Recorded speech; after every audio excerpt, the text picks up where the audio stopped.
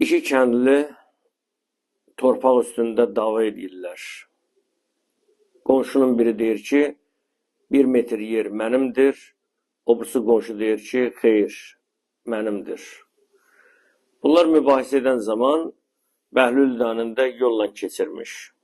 Və bunlar deyirlər ki, ey Bəhlül, sən ədalətli adamsan, gəl bizim bu yerimizə, torpağımıza ədalətlə dəyər və qiymət ver. Gör, haqq mənimdir və yaxud qonşumun. Bəhlül danında bunların torpaq mübahisəsinin tam təfərrüatını öyrənir və iki kəçiyə deyir, qonşuya deyir ki, siz hərəniz bir addım geri çəkilin və mən indi torpaqla danışacağam. Və bu iki qonşu bir-birinə, kəndli bir-birinə baxır ki, nə danışır, gör biz talihimizi kimə etibar edirik və səbrinə